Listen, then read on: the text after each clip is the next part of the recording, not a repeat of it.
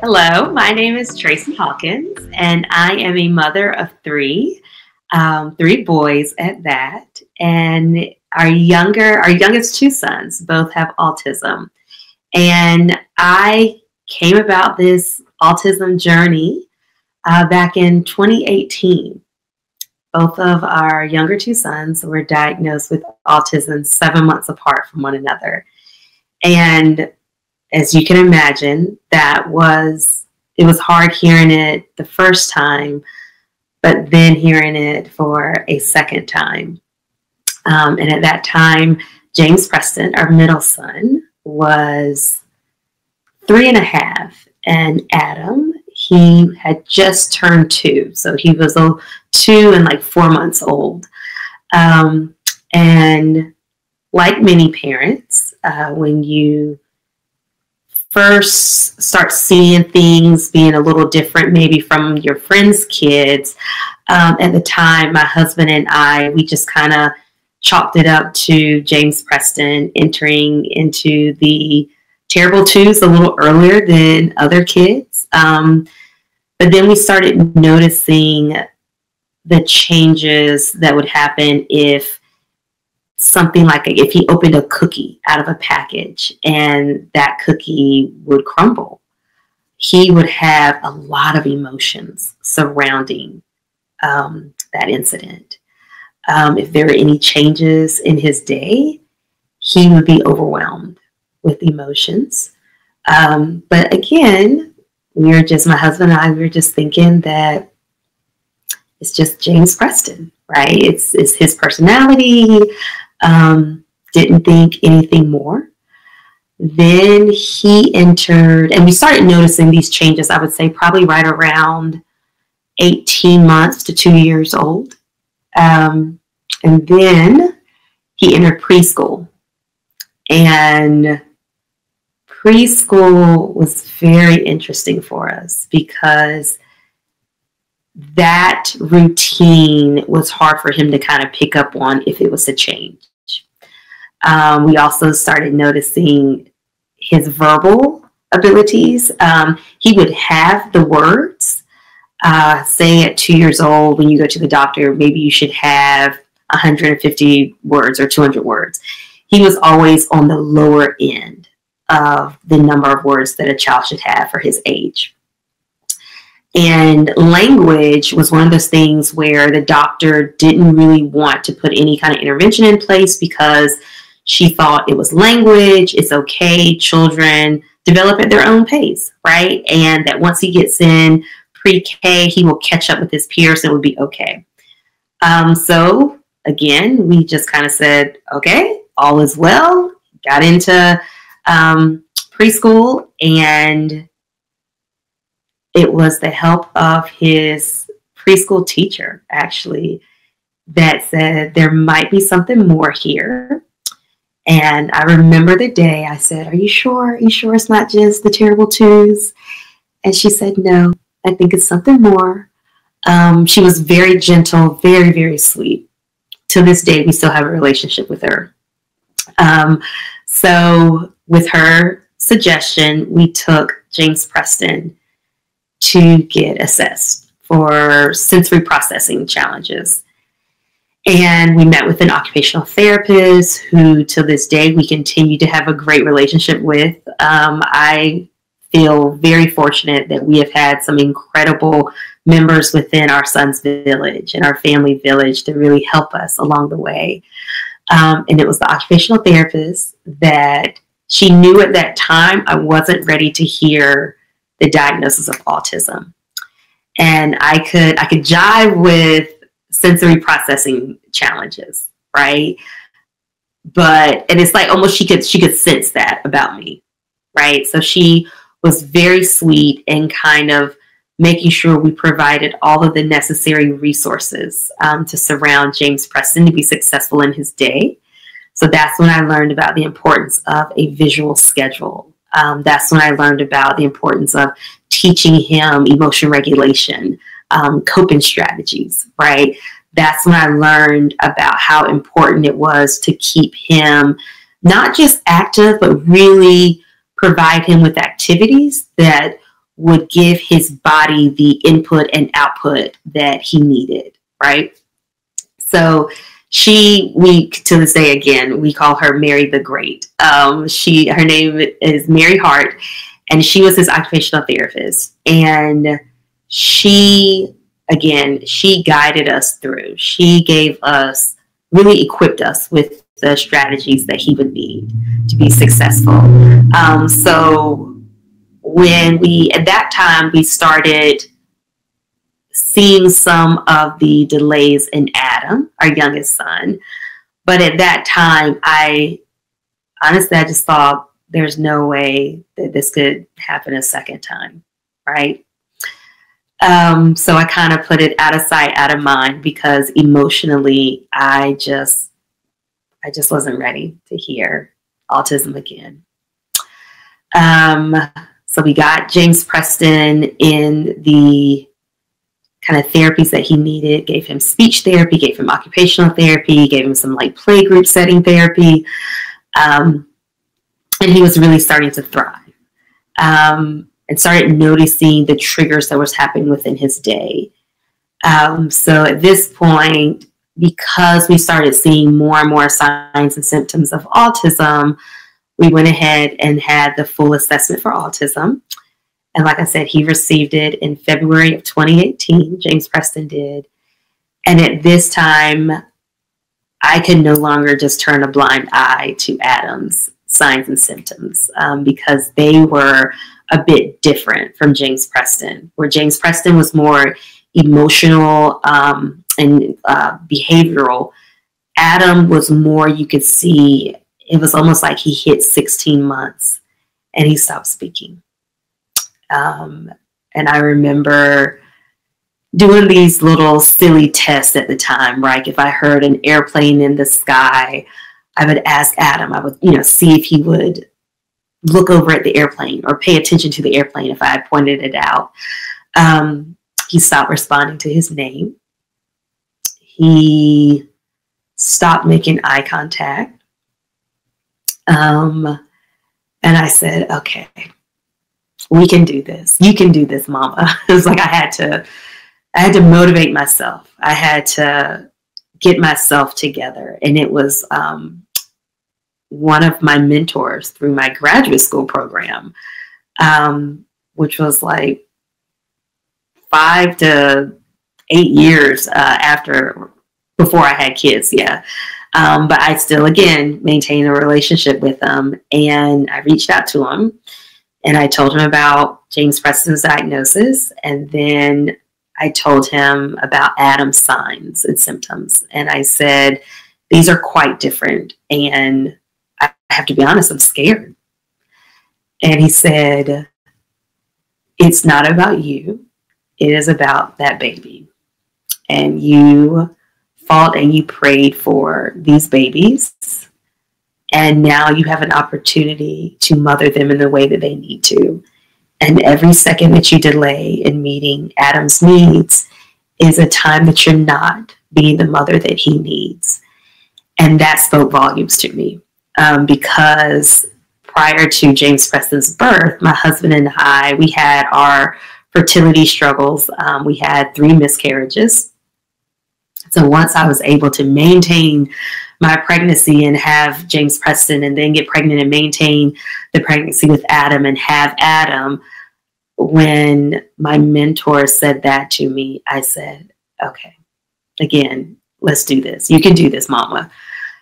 And we started the process with Adam and getting him assessed. And because James Preston already had an autism diagnosis, we were able to kind of, they kind of like put us in the process a little sooner, because they saw, okay, if you're already seeing the signs and symptoms, more than likely he is going to receive the diagnosis. And we want to hurry up and get him into those critical therapies to begin his process, right? So we started the process, and sure enough, he received his autism diagnosis. So at this point, 2018, Adam received his diagnosis in September of 2018. So that fall of 2018, I was really sad. I had a lot of guilt. I had all these emotions, and thinking that this was something that I did to my children. And I couldn't see the blessing. I couldn't see the positive. All I focused on was this diagnosis and all the things that, you know, hearing during the assessment process, how to prepare myself, that, you know, your child may never ride a bike, your child may never do team sports, your child may never speak, like all of these things, focusing on it hit me like a ton of bricks. And I remember the emotions. I remember the feelings of defeat. All of these negative and hard emotions that I put on myself. And it wasn't until I started really finding my tribe and my community of like-minded mothers, and most importantly, self-advocates. And once I plugged into that self-advocate network and hearing from other kids and adults and individuals that had autism, I was able to kind of change my way of thinking, right? I was able to see all the things that they could do. I was able to appreciate the fullness of the different ways that we can communicate and express love and express emotions. And I feel like I was able to reconnect with my sons again, and be the mother that they needed, that would champion them and that would advocate for them, and be their voice until I knew that they could be the voice for themselves and others.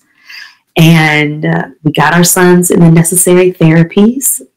Adam kind of took a similar therapeutic route as James Preston did. We got him in speech, we got him in OT, we got him in like play development therapies, and we got him plugged into Adam. We were able to find a preschool in our community, in our city, through the help of one of our universities, North Carolina Central University, within their speech department. They had a preschool that was like 2 or 3 days a week that really helped kids that had speech and language challenges or disorders or disabilities, and really helped them facilitate and learn language. We got him plugged in there. We were able to kind of pair that with another preschool, the same preschool that James Preston went to. And again, we were really building that village of support and community that my children needed, but also me and my husband and our other son, our family needed, to really support our younger ones. So 2018, it was also when I had this idea for an app, the Thrive app.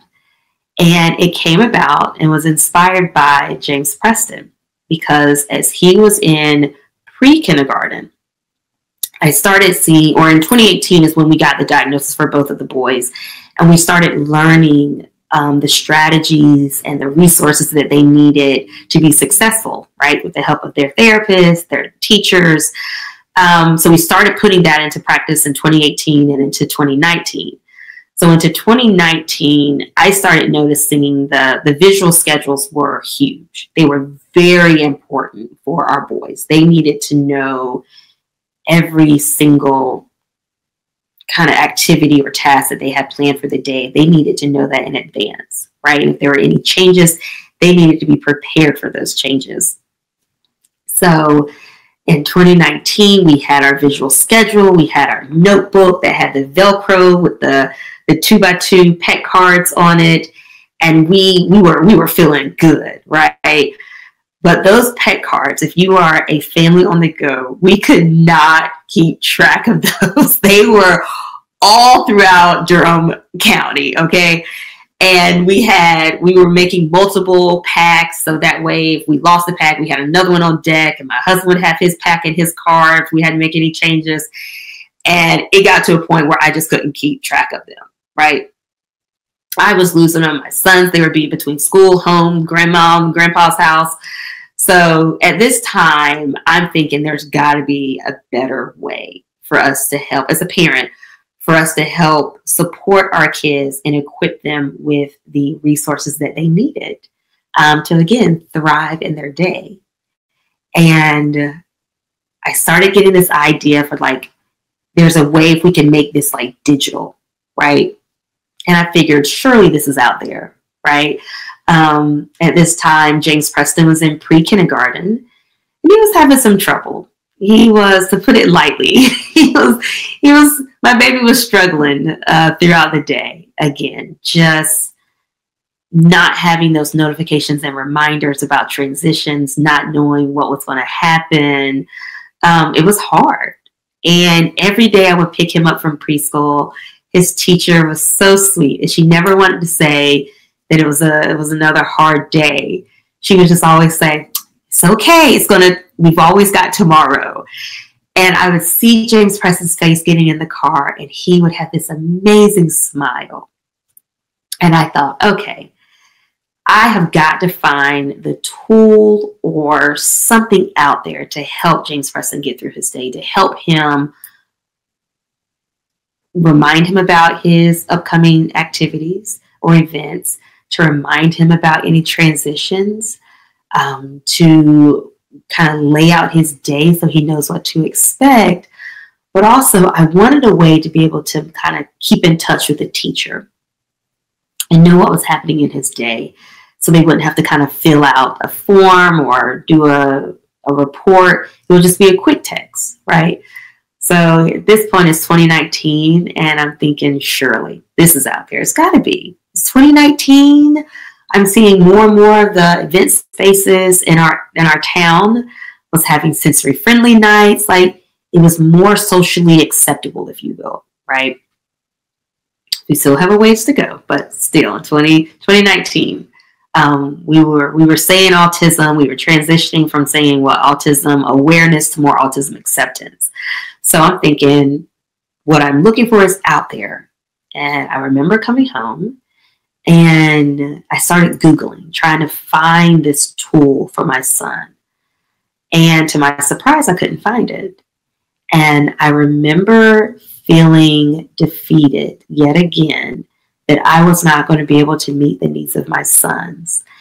And I went to bed and I was still I couldn't believe it. I couldn't believe that in 2019, there wasn't a digital visual calendar that could bring in emotion regulation strategies that could allow me to communicate with the teacher. Everything was single feature, right? So I could find a visual calendar, or a digital calendar, but if I wanted to do the emotion regulation features, I would have to download another app. If I wanted to talk and kind of text back and forth with the teacher to kind of get an update on his day or share pictures, I had to do a different app that the school was using. So I went to bed, like I said, feeling defeated, but the next morning I felt inspired. And with no technology background, with no business background, I said, if I can't find what I need all in one space, then I'm going to create it. And I remember having this kind of internal kind of talking to myself where I said, that's right, I'm going to create it. And then it was like the other side of me was like, you're going to create it? And I remember being like, yes, I can do this. I can do this. This is what my boys need. And they wake up every day in a world that is not designed for them. I can figure out how to create this app. I'm going to lean on our village. I'm going to lean on my resources. I'm going to lean into our networks, and I'm going to figure this out. And in 2019, that is when I started working hard within the autistic community. And I was meeting with self-advocates. I was meeting with therapists. I was meeting with teachers who specialize in special education, because I wanted to pitch this idea for the Thrive app. I wanted to present this idea of having a visual schedule that helps to organize and structure your day and routines, but that it was digital and that we would be able to have it all within one device. And overwhelmingly, I had the support and endorsement from the community. And that was everything for me, because in my previous career, I was a community-based participatory research researcher, right? Like that is what I worked with studies. I helped researchers make sure they would outline studies and research methodologies that really connected with the community. So I knew that I was never going to go into the community and say, here is a product that I have designed for you, right? I was never going to do that. I was always going to come in and making sure I was the minority at the table, right? When it came to autism and neurodivergence, I wanted to make sure that there were more of the seats at the table from lived experiences, for people who live having the disability every day. And they gave me so much guidance and continue to give me guidance, right? And how to really structure this app. So in 2019, I took the idea from a piece of paper, like on the, I think I even had one of James Preston's notebooks that he was using for school. I was just using it to kind of keep ideas for the app in. And 2020 came in and the pandemic hit. And more than ever, we needed a resource like this. So I decided to launch my crowdfunding campaign to start getting the prototype of the Thrive app so we can start testing it with our self-advocates and others. And at that time, we designed it for just that of the Apple Watch. And it was really exciting because we heard from Apple, because that same year in 2020, they had launched the Apple Watch SE that they were using to market towards kids and seniors. So we thought, oh, this is perfect, right? So I was able to secure my first angel investor in 2020. We were able to get our first version of the app started, and the development started the following year, February of 21. And in September of 21, we had our very first version, phase one, if you will, of the app development for that of the Apple Watch.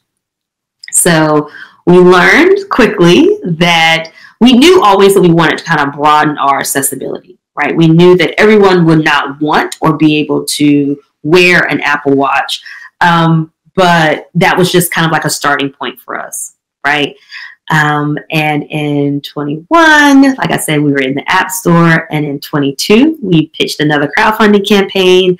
I was able to secure 2 angel investors, and we were able to start developing the mobile version of the app that you are able to touch, feel, and see now in the Google Play and App Store, called the Thrive app. So August of 23, we were able to launch our mobile version of the app, like I said, that is available in the Google Play and the Apple App Store. And I cannot believe where I was in 2018, stuck in a bedroom, crying, not even wanting to use the word autism or autistic to describe my sons, to now creating a resource for the community that I'm very thankful to have the support and the endorsement of the community. And again, just so thankful to all of the self-advocates out there and the therapists and the teachers that are so supportive and affirming of neurodivergence and the different conditions that make up kind of that label. And it's because of all of that that I'm here today. And I'm so thankful for my journey. I'm thankful that my boys have been my teacher, really, in helping to not see past the autism, but to see more than just the autism, right? To be able to appreciate all that they are able to do, and to really shift that perspective from that of kind of that deficit, but more of that affirming, that strength, that positivity of what it is that they are, able to do and what they are able to contribute. And just allowing them to be my guide and educating me about autism. And I'm so thankful to the Aspika platform for allowing me the opportunity to share my story and the journey of my boys. And I'm thankful to say I'm in a much better headspace. And like I said, just a strength and just affirming position of autism. It's not to make it this, glowing diagnosis, right? Because I see every day the challenges that my sons have. I see every day the work that they put in for others to not judge them, right? For others to be able to see more than just autism, but to also be able to understand them because of the autism. So I hope that has been beneficial to any parent, grandparent, loved one, or anyone out there. It's not where they are.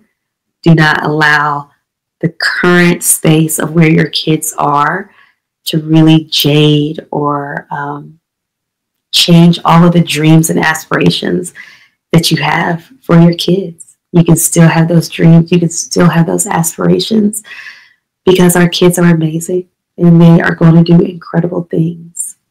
And just sit back and enjoy the ride, and know that they get older, they develop, they do all kinds of amazing things, and just take it one day at a time.